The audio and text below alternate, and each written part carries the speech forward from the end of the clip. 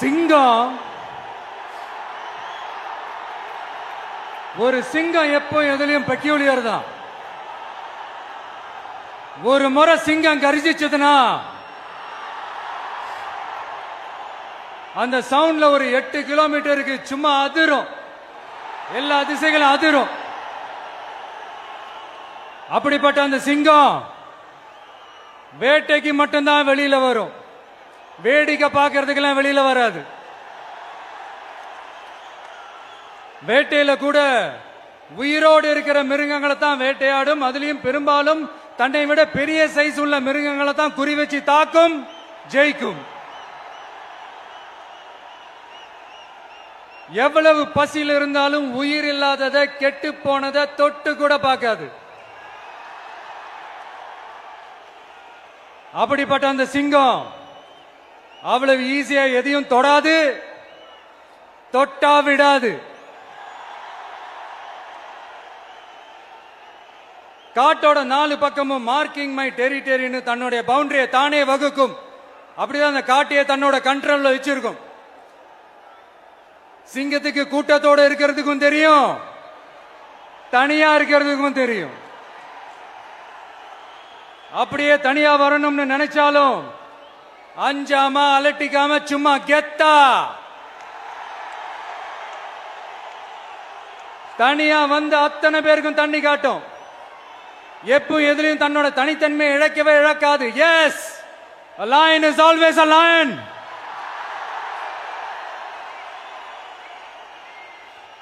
There are so many jackals and other animals in the forest, but there will be only one lion.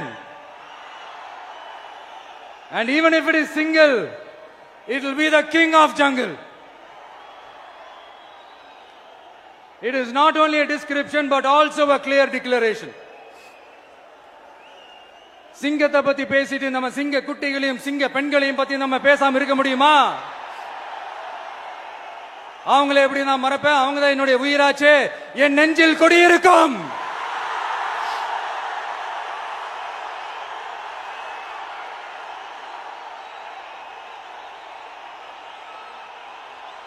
என்னுடைய தோழர்களுக்கும் தோழிகளுக்கும்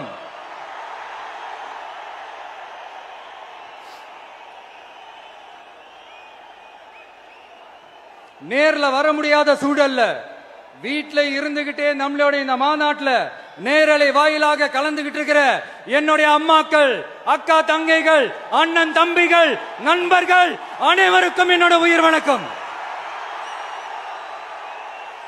என்னோட உயிர் வணக்கம், என்னோட உயிர் வணக்கம்.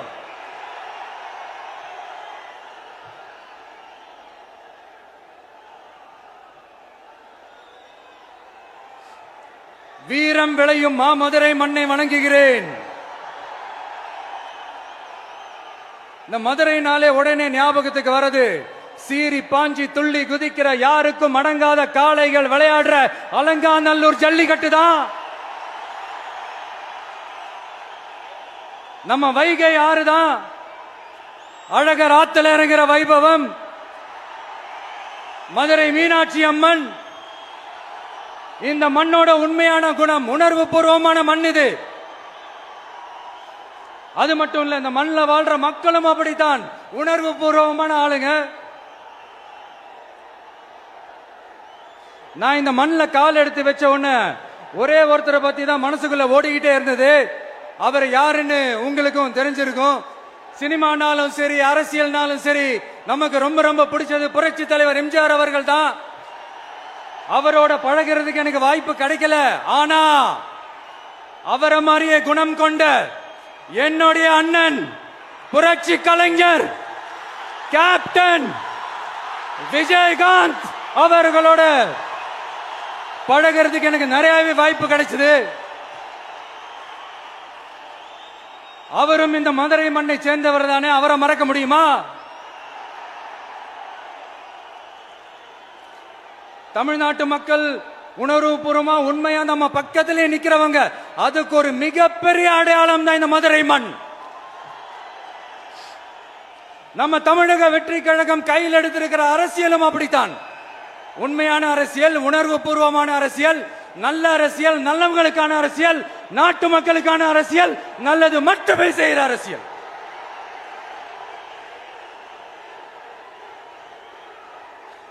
இதோ நம்மளுடைய இந்த இரண்டாவது மாநில மாநாடு வாகை சூடும் வரலாறு திரும்புகிறது.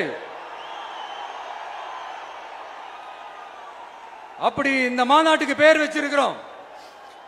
1967லயும் 1977லயும் நம்ம தமிழக அரசியல் ஒரு மிகப்பெரிய ஆட்சி அதிகார மாற்றங்கள் ஒண்ணு நடந்துச்சு இல்லையா?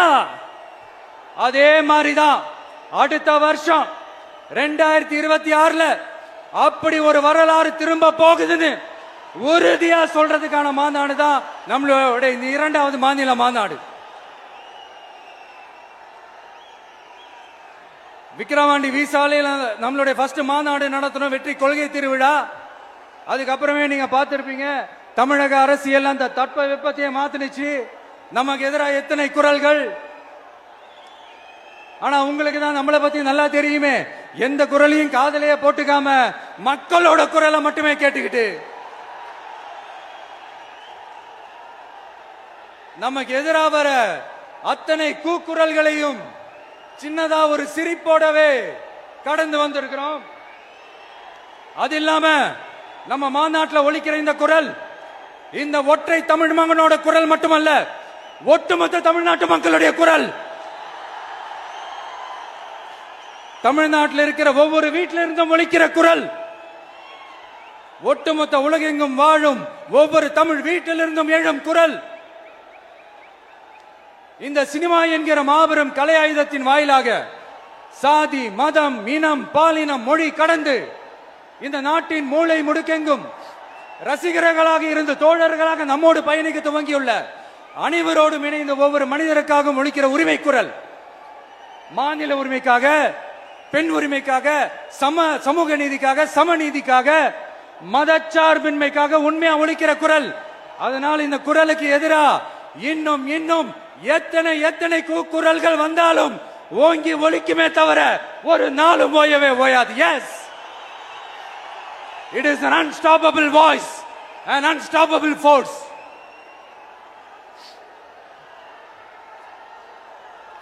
நம்ம அரசியலுக்கு வர்றதுக்கு முன்னாடி அட இவரெல்லாம் வரமாட்டாரியா, அவரே வரல, இவரே வரல, இவருங்க வர போறாரு அப்படின்ட்டு நிறைய பேர் ஜோஷியம் சொன்னாங்க.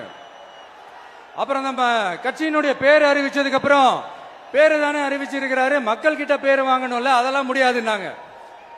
அப்புறம் ரொம்ப முக்கியமா மாநாடுலாம் எவ்வளவு பெரிய விஷயம், அதெல்லாம் இவர் ஒத்தால எப்படி பண்ண முடியும், சும்மா பக்கத்துல புசியானதை வச்சுக்கிட்டு மாநாடுல எப்படி நடத்தி காட்ட முடியும், அதெல்லாம் அவங்களால முடியாது. அப்புறம் மழை பெஞ்சு எல்லாத்தையும் கெடுத்துரும். ஏன் என் கூட இருக்கிறவங்களே கூட தான் சொன்னாங்க. அதுக்கப்புறம் என்ன நடந்துச்சுன்னு உங்க எல்லாருக்குமே தெரியும். இப்ப புதுசா ஒண்ணு சொல்ல ஆரம்பிச்சிருக்கிறாங்க. அது என்னடானா, ஆட்சியை பிடிக்கிறதெல்லாம் அவ்வளவு ஈஸி இல்லை இல்லையா. இப்ப அதெல்லாம் விட்டாங்க, இப்ப இங்க வந்துட்டாங்க. இவர் நேரா ஷூட்டிங்ல இருந்து வருவாராம், வந்து ஆட்சியை பிடிப்பாராம். அது எப்படி இவராலே முடியும், அவராலே முடியல, இவராலே முடியல, அவருக்கு அத்தனை வருஷம் ஆச்சு, இவராலே எப்படி முடியும் ஒரு பக்கம்.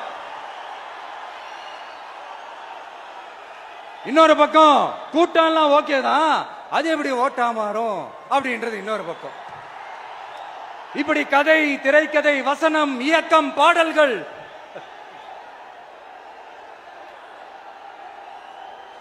அதனால இந்த அரசியல் ஆய்வாளர்களுக்கு நான் சொல்றதெல்லாம் ஒன்னேதான், நல்லா கேட்டுக்கங்க. இந்த விஜய் ஏதோ இந்த பல லட்சம் பேர் கூடுற கூட்டத்தில் மட்டுமே இருக்கிறாரு அப்படின்னு மட்டும் தப்பு கணக்கு போட்டாதீங்க. ஏன்னா நம்மளுடைய இந்த கூட்டம் வெறும் ஓட்டா மட்டும் இல்லைங்க, வரப்போற தேர்தலில் மக்கள் விரோத ஆட்சியாளர்களுக்கு நாம வைக்க போற வேட்டா, நம்மள கோட்டைக்கு அனுப்ப போற ரூட்டா இருக்க போதுன்னு சீக்கிரமாவே தெரிஞ்சுப்பீங்க. ஏன்னா கோடிக்கணக்கானவங்களோட ஹார்ட்லயும் வீட்லயும் ஏற்கனவே ஆல்ரெடி உயிரா, உணர்வா, உறவா இருக்கிறோம். நம்மளுடைய கனெக்ட் எல்லாம் வெறும் மக்களோட மட்டும்தான். நாம யாருன்னு அவங்களுக்கு தெரியும், அவங்க யாருன்னு நமக்கு தெரியும். நாமளும் நம்ம மக்களும் எப்படி இருக்கிறோம்னு எதிரிகளுக்கு நல்லாவே தெரியும். இருந்தாலும் இந்த விஜய் எதுக்குப்பா வந்திருக்கிறாரு, இவர் என்ன புதுசா என்ன திட்டம்லாம் சொல்லிட்டாரு அப்படின்னு வேற நிறைய கேள்விகள். இந்த சொல்றேன் தெரிஞ்சுக்கங்க. பெண் குழந்தைகள், பெண்கள் மற்றும் வயசானவங்களோட பாதுகாப்புல தான் நம்ம பிரையாரிட்டியே.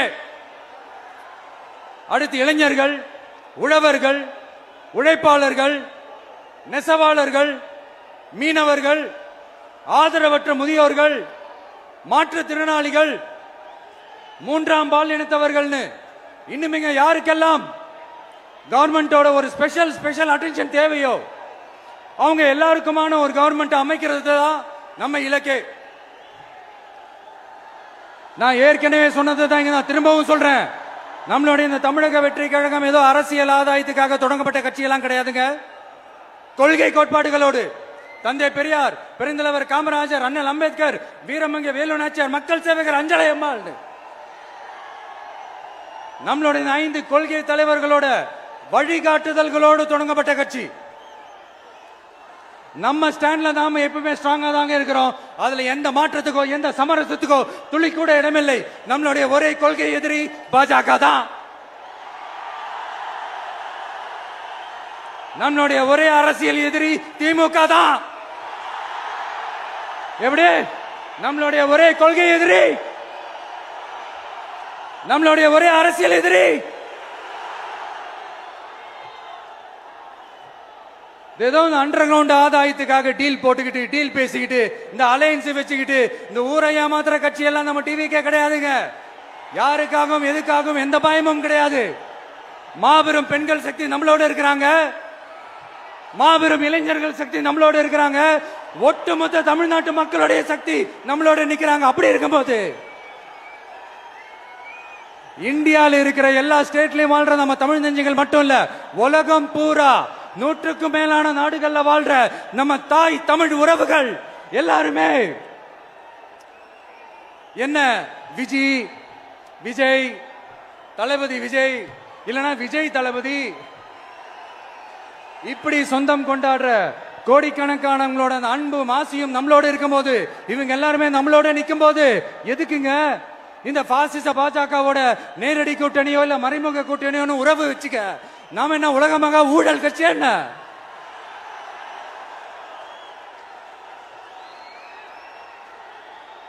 நம்மளை பத்தி சின்னதா ஒரு உண்மை ஒண்ணு சொல்லலாமா? என்னடா இவர் வாயால இப்படி சொல்றாருன்ட்டு யாரும் தவறா நினைச்சுக்க வேணாம். ஏன்னா இது ஒரு விதத்துல ஒரு ஃபேக்டும் கூட. அதனாலதான் நான் சொல்லணும்னு ஆசைப்படுறேன். நம்ம யார் தெரியும்ல? நாம எல்லாருமே சொல்றேன். நாம யார் தெரியும்ல? இந்தியாவின் மாபெரும் மக்கள் சக்தி கொண்ட ஒரு மகத்தான வெகுஜன மக்கள் படை.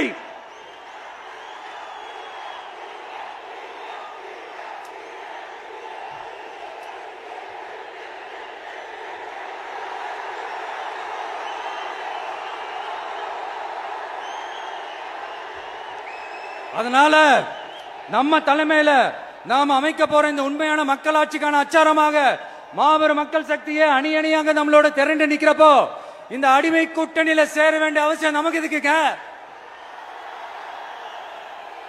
நம்மளுடைய இந்த கூட்டணி சுயம் இழந்த கூட்டணியால இருக்காது, சுய மரியாதை கூட்டணியா தான் இருக்கும். இந்த ஒரு பக்கம் RSS கிட்ட அடிபணிஞ்சுக்கிட்டு, இன்னொரு பக்கம் மதச்சார்பற்ற கூட்டணின்னு இந்த மக்களை ஏமாத்துற கூட்டணியால நம்ம கூட்டணி இருக்காது.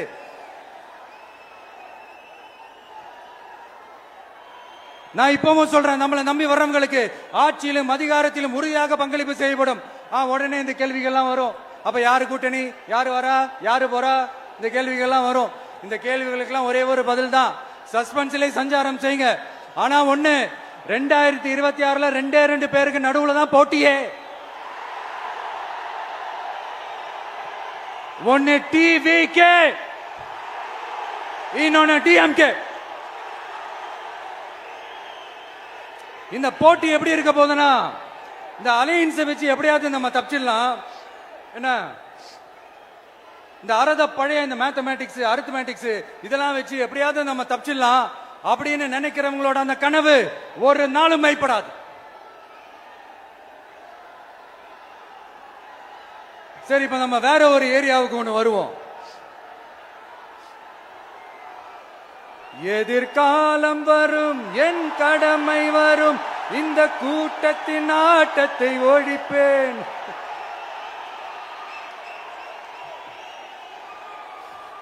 மக்கள் அரசியல் என்ற அந்த சவுக்க கையில் எடுக்கலாமா?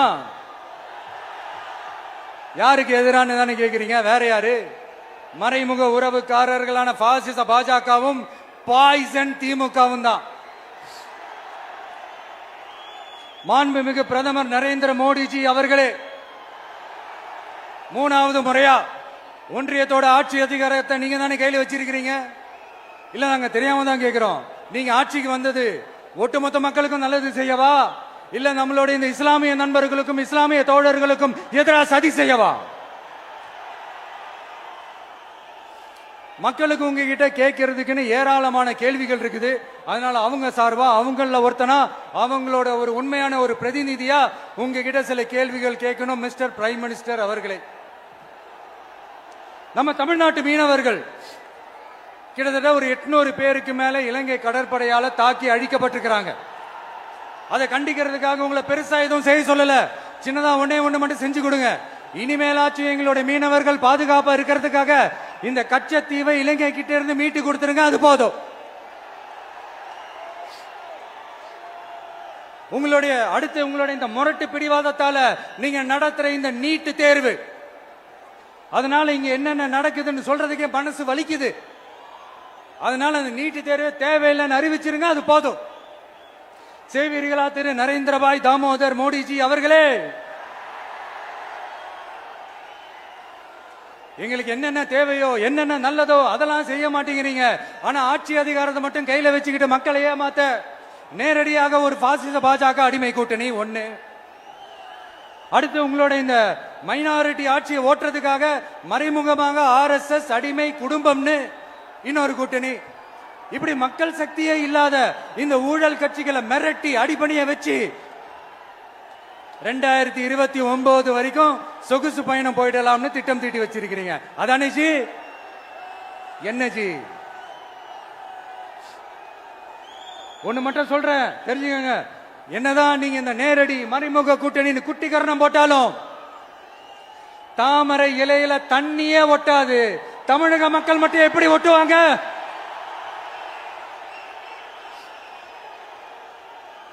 இங்க ஒரு MP சீட்டு கூட தரலன்றதுக்காக தமிழ்நாட்டுக்கும் தமிழ்நாட்டு மக்களுக்கும் எதுவுமே செய்யாம ஓரவஞ்சனை செய்யுது இந்த ஒன்றிய பாஜக அரசு.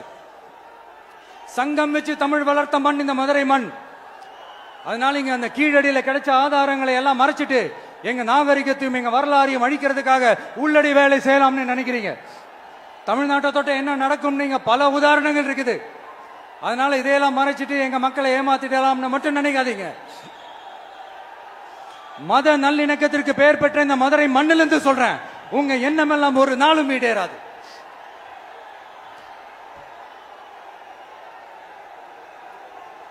எம்ஜிஆர்னா யார் தெரியும்ல? அவர் மாஸ்னா என்னன்னு தெரியும்ல? அவர் உயிரோடு இருக்கிற வரைக்கும் அந்த சிஎம் சீட்டை பத்தி ஒருத்தராலையும் நினைச்சு கூட பார்க்க முடியல, கனவு கூட காண முடியல. எப்படியாவது அந்த சிஎம் சீட்டை என்கிட்ட கொடுத்துருங்க, என் நண்பர் எம்ஜிஆர் திரும்ப வந்ததுக்கு அப்புறம் நான் திருப்பி கொடுத்துறேன்னு தன்னோட எதிரியை கூட மக்கள் கிட்ட கெஞ்ச வச்சவர் எம்ஜிஆர். எப்படி கெஞ்ச வச்சவர்? அதனால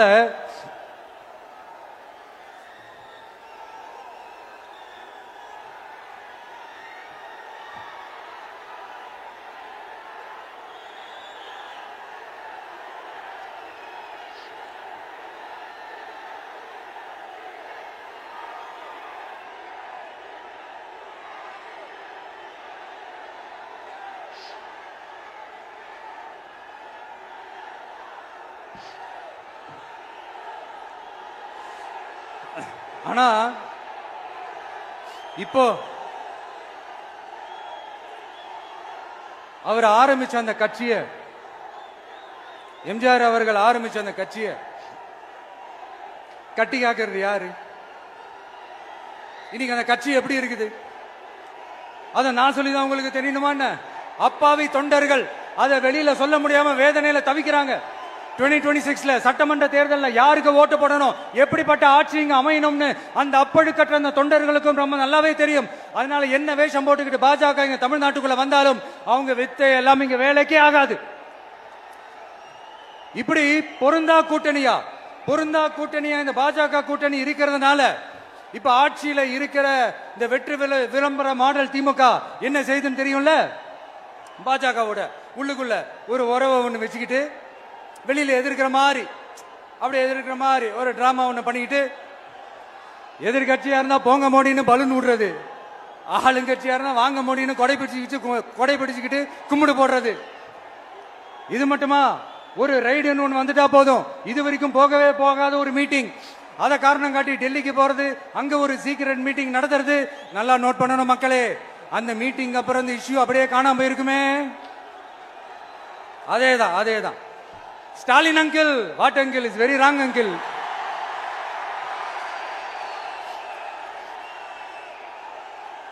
இப்படி தமிழ்நாட்டில் இப்ப நடக்கிற இந்த ஆட்சியினுடைய லட்சணத்தை பார்த்துக்கிட்டு நாம எப்படி சும்மா இருக்க முடியும்? ஒரு தவறு செய்தால், அதை தெரிந்து செய்தால், அவர் கபட நாடக மு.க. ஸ்டாலின் அங்கிளாகவே இருந்தாலும், அங்கிள் உங்களுக்கு மனசாட்சின்னு ஒண்ணு இருந்துச்சுன்னா நாங்க கேட்கிற கேள்விகளுக்கு மட்டும் கொஞ்சம் பதில் சொல்லுங்க அங்கிள். நீங்க நடத்துற இந்த ஆட்சியில நேர்மை இருக்கா? நியாயம் இருக்கா? ஊழல் இல்லாம இருக்கா? சட்டம் ஒழுங்கு சரியா இருக்கா? பெண்களுக்கு பாதுகாப்பு இருக்கா? பொதுமக்களுக்கு பாதுகாப்பு இருக்கா? இயற்கை வளங்களுக்கு பாதுகாப்பு இருக்கா? சொல்லுங்க மை டியர் அங்கிள், சொல்லுங்க. டாஸ்மாக்ல மட்டுமே இது வரைக்கும் 1000 கோடிக்கு மேல ஊழல் சொல்றாங்க. அதுல மட்டுமா தப்பு நடக்குது? வேற எதுல தான் நடக்கல? உலகத்திலே மிஸ்டர் கிளீன் ரெக்கார்ட்ஸ் எல்லாம் உங்களுக்கும் உங்க கூட இருக்கிறவங்களுக்கும் மட்டும்தான் அங்கிள் கொடுக்கணும். இதை பார்த்து வாயே இல்லாத ஊரு கூட வயிறு வலிக்கு சிரிக்குது. பெண்களுக்கு 1000 ரூபாய் கொடுத்துட்டீங்கன்னா போதுமா அங்கிள்?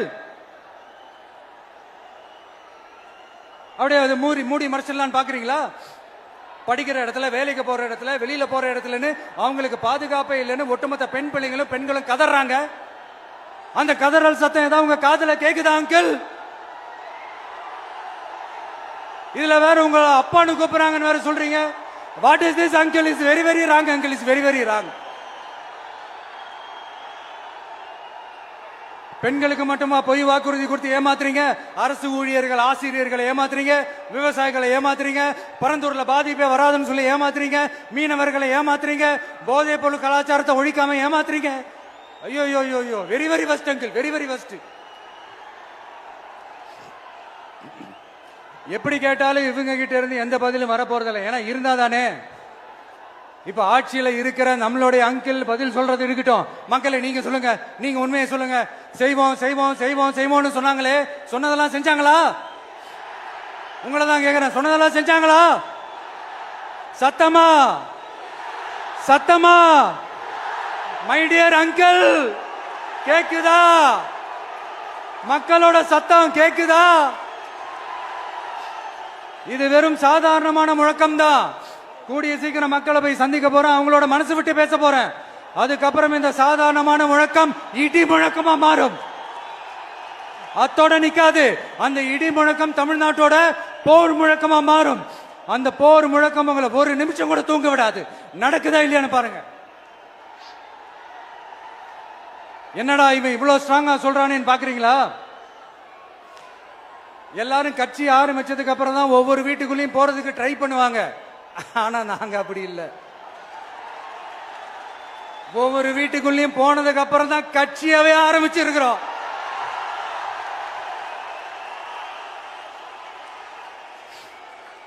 அதனால ஒட்டுமொத்தமா எல்லாருமா சேர்ந்து இந்த திமுக ஆட்சிய, கபட நாடக திமுக ஆட்சிய 2026 தேர்தலில் வீட்டுக்கு அனுப்புறோம். வீட்டுக்கு அனுப்புறோம். என்ன நண்பா, சரிதானே? என்ன நண்பி, செய்வீர்கள் தானே? இப்போ உங்களுக்கு சின்னதா ஒரு சர்ப்ரைஸ். நம்ம கட்சியினுடைய வேட்பாளர் பட்டியலை இப்ப நான் அறிவிக்க போறேன். மதுரை கிழக்கு வேட்பாளர் விஜய். இன்னும் முடிக்கல. ஒரு நிமிஷம், இன்னும் முடிக்கல. மதுரை மேற்கு வேட்பாளர் விஜய். மதுரை மத்தி வேட்பாளர் விஜய். மதுரை தெற்கு வேட்பாளர் விஜய். மதுரை வடக்கு வேட்பாளர் விஜய். மேலூர் விஜய். சோழவந்தான் விஜய். திருப்பரங்குன்றம் விஜய். திருமங்கலம் விஜய்.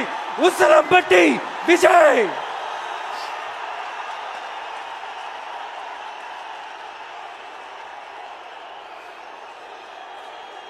என்னடா எல்லா தொகுதியிலையும் ஒரே வேட்பாளர்னு பாக்குறீங்களா? 234 தொகுதியிலையும் இந்த விஜய் தான், அதாவது உங்க விஜய் தான் உங்க சின்னம்.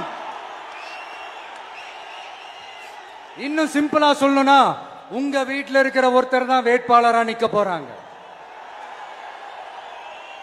அந்த வேட்பாளரும் நானும் வேறு வேறு இல்லை. நீங்க அவருக்கு ஓட்டு போட்டீங்கன்னா எனக்கு ஓட்டு போட்ட மாதிரி, இந்த முகத்துக்காக நீங்க ஓட்டு போட்டீங்கன்னா உங்க வீட்டில் இருக்கிற உங்களுடைய வேட்பாளர் ஜெயிச்ச மாதிரி. என்னடா இவர் ஏதோ ஓவரா சொல்றாருன்னு நினைக்க வேணாம். பிராக்டிக்கலா அப்படிதான் இருக்கும், அப்படிதான் இருக்கணும். நீங்களும் அப்படிதான் நினைப்பீங்கன்னு நான் நம்புறேன். ஏன்னா இது நம்மளை விட நம்ம எதிரிங்களுக்கு இன்னும் நல்லாவே தெரியும். அதனால எல்லாம் இந்த அதிகார பலம் எல்லாத்தையும் தூக்கிட்டு வந்துருவாங்க. வரட்டும், பாத்துக்கலாம். TVK will take it, TVK will meet it, TVK will compete with it and TVK will conquer it, TVK will conquer it.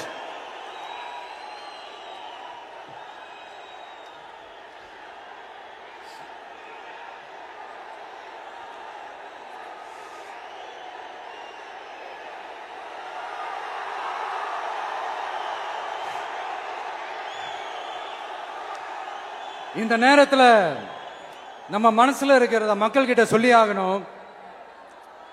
Thoothukudi ஸ்னோலினோட அம்மா என்ன அவங்களோட தம்பி, இன்னும் அவங்க பொண்ணுக்கு நான் தாய் மாமன்னு சொன்னாங்க. அந்த அக்காவோட குழந்தைங்க மட்டும் இல்லைங்க, என்ன அண்ணனா தம்பியா நினைக்கிற தமிழ்நாட்டில் இருக்கிற என்னோட எல்லா சகோதரிகளின் குழந்தைகளுக்கும் நான் இன்னைக்கு மட்டும் இல்ல என்னைக்குமே ஒரு தாய் மாமனா தான் இருப்பேன். நீங்க எல்லாரும் என்னுடைய ரத்த உறவு, கூட பிறந்த பொறுப்பு. என் வீட்டு ரேஷன் கார்டுல வேணா உங்க பேர் இல்லாம இருக்கலாம், உங்க வீட்டு ரேஷன் கார்டுல வேணா என் பேர் இல்லாம இருக்கலாம். ஆனா நாம் எல்லாரும் ஒண்ணுதான், உறவுதான். நமக்கு இடையே எந்த அரசியலும் உள்ள நுழையவே முடியாது.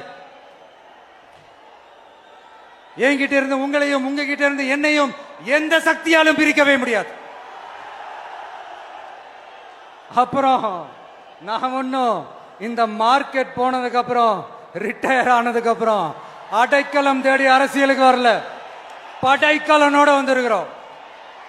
பவர்ஃபுல் போர்ஸோட, மாபெரும் படை வரிசையோட, எல்லாத்துக்கும் தயாராகி தான் வந்திருக்கிறோம். இவ்வளவு தயாரா நாம அரசியலுக்கு வர்றதுக்கு ரொம்ப ரொம்ப முக்கிய காரணம் ஒண்ணு இருக்கு. அது என்ன தெரியுமா? நன்றி கடன், நன்றி கடன், நன்றி கடன். கிட்டத்தட்ட ஒரு 30 வருஷமா, 30 வருஷத்துக்கு மேல நீங்க தான், நம்ம மக்கள் தான் என் கூட நிக்கிறீங்க, எனக்காக நிக்கிறீங்க, என்ன தாங்கி பிடிக்கிறீங்க, மனசுல ஏந்தி பிடிக்கிறீங்க, தாய் அன்போட மடியில ஏந்திக்கிறீங்க. உண்மையை சொல்லணும்னா வேற யாரை விடவும் எனக்கு இந்த அன்பையும் ஆதரவையும் கொடுத்திருக்கிறீங்க. என் மேல உயிரையே வச்சிருக்கிறீங்க. என்ன உங்க வீட்டுல ஒருத்தனாவே ஆக்கிட்டீங்க. நீங்க எனக்கு கடவுள் கொடுத்த வரம்.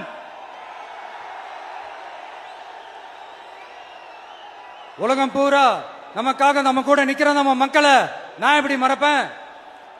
நான் என் லைஃப்ல ரொம்ப உயிரா நினைக்கிறது பெண்களை, குழந்தைங்களை, இளைஞர்களை, உழைக்கிற மக்களை தான். இவங்க தான் நம்மளோட வகைரா.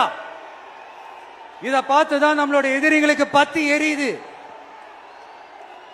அதுக்காக நாம என்ன செய்ய முடியும்? அதனால நம்ம உறவுகளை, சொந்தத்தை, வகைராவை யாருக்காகவும் எதுக்காகவும் விட்டு கொடுக்க முடியாது இல்லையா? Here at this moment among this August gathering, I want to open my heart and say I enjoy people, I respect people, I worship people.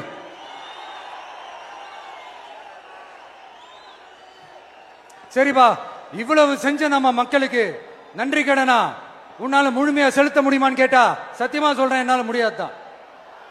இன்னும் எத்தனை ஜென்மம் எடுத்தாலும் அந்த நன்றி கடனை என்னால தீர்க்கவே முடியாது. அப்புறம் என்ன மானாவுக்கடா நீ வந்திருக்க தானே கேக்குறீங்க? மைண்ட் வாய்ஸ் கேட்ட மாதிரி இருந்தது. வாழ்நாள் முழுக்க நம்ம மக்களுக்காக ஆதரவா துணையா நிக்கிறத தவிர, அவங்களுக்காக உழைக்கிறத தவிர எனக்கு வேற எந்த எண்ணமும் இல்ல. எனக்கு இப்ப வேற வேலையும் இல்லை. இனிமே எனக்கு இதுதான் என் வேலையே, என் கடன் இனி என் மக்களுக்கு பணி செய்து கிடப்பதே. இப்படியா ஹார்ட் டு ஹார்ட் யதார்த்தமா பேசிய பழகிட்டோம். இதுக்கு மேலேயும் எனக்கும் மக்களுக்கும் இடையே இருக்கிற அந்த உறவை பத்தி நான் பேச ஆரம்பிச்சேன்னா ஒரு மாதிரி எமோஷனல் ஆயிடுவேன். அப்புறம் அதை கண்ட்ரோல் பண்றது ரொம்ப கஷ்டம். அதனால என்ன மனசார நேசிக்கிற நம்ம மக்களுக்கு ஒன்னே ஒன்னு சொல்றேன், இந்த விஜய் உங்க விஜய், உங்களுக்கான விஜய், உங்களுக்காக மட்டுமே இருக்கிற விஜய். உங்க கூட நிக்க, உங்களுக்காக நிக்க, உண்மையா நிக்க, உணர்வோட நிக்க, உறுதியா நிக்க, உங்க கூட பேச, உங்களுக்காக பேச, உண்மையா பேச, உணர்வோட பேச, உறுதியா பேச, உங்களுக்காக சேவை செய்ய உங்க விஜய் நான் வர.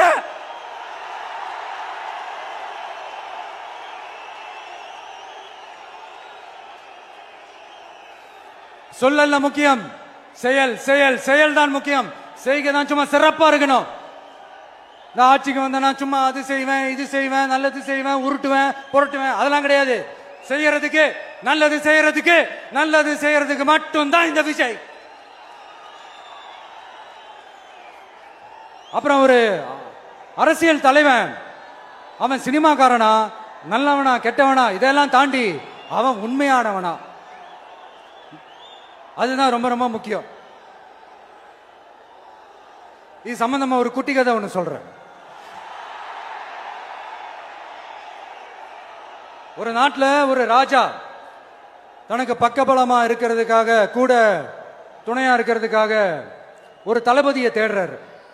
சரியான தகுதிகளோட ஒரு 10 பேர் செலக்ட் ஆகுறாங்க. ஆனா அதுல ஒருத்தர் மட்டும் தான் செலக்ட் பண்ணணும். அதனால அந்த ராஜா என்ன பண்றாருன்னா ஒரு டெஸ்ட் வைக்கிறாரு. அந்த 10 பேர் கையிலையும் விதை நெல்லை கொடுத்து இதை நல்லா வளர்த்து கொண்டு வாங்க, ஒரு 3 மாசம் கழிச்சு வாங்கன்னு சொல்லி அனுப்பி வச்சிடுறாரு. 3 மாசம் கழிச்சு வரும்போது அதுல ஒருத்தர் ஆளு உயரத்துக்கு வளர்த்திருந்தாரு, ஒருத்தர் தோல் உயரத்துக்கு வளர்த்திருந்தாரு. அதுல ஒரு 9 பேரும் நல்லா வளர்த்து கொண்டு வந்திருந்தாங்க. ஒருத்தர் மட்டும் வெறும் தொட்டியோடவே வந்தாரு. என்னன்னு கேட்டதுக்கு, நானும் தண்ணி ஊத்தி ஊத்தி பாக்குறேன், உரம் வச்சு வச்சு பாக்குறேன், வளரவே மாட்டேங்குது ராஜா, என்ன பண்றதுன்னு தெரியலன்னு சொன்னதுக்கு ராஜா அவரை கட்டி அணைச்சிக்கிட்டு, இனிமே நீதான் என்னுடைய தளபதி, எல்லா அதிகாரமும் உனக்கு தான் சொன்னாரு. ஏன்னா அந்த 10 பேர் கையிலையும் ராஜா கொடுத்தது அவித்த விதை நெல், அது முளைக்கவே முளைக்காது. அந்த 9 திருட்டு பயலும் என்ன பண்ணிருக்காங்கன்னா வேற விதை நெல்ல வாங்கி அதை வளர்த்துட்டு ராஜாவையும் மக்களையும் ஏமாத்திருக்கிறாங்க. ஆனா இவர் மட்டும் உண்மையை போட்டு உடைச்சிட்டார். அதனால ஒரு நாட்டுக்கு திறமை எந்த அளவுக்கு முக்கியமோ அந்த அளவுக்கு உண்மையும் நேர்மையும் முக்கியம். இப்போ நீங்க எல்லாரும் தான் அந்த ராஜா. நீங்க தேர்ந்தெடுக்க போற அந்த தளபதி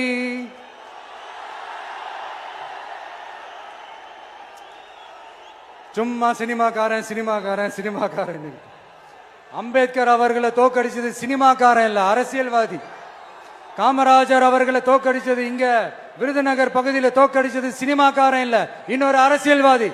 இன்னைக்கும் நம்ம கூட வாழ்ந்துட்டு இருக்கிற நல்ல கண்ணு ஐயாவை தோக்கடிச்சது சினிமாக்காரன் இல்ல, அரசியல்வாதி. இப்படிப்பட்ட நல்ல நல்ல தலைவர்களை எதிர்த்து நின்று தோக்கடிக்கணும்னு அந்த எண்ணத்தை உருவாக்குனது சினிமாக்காரன் இல்ல, அரசியல்வாதி. அதனால எல்லா அரசியல்வாதியும் அறிவாளியும் கிடையாது, எல்லா சினிமாக்காரனும் முட்டாளும் கிடையாது. கான்பிடண்டா இருங்க, நல்லதே நடக்கும், வெற்றி நிச்சயம்.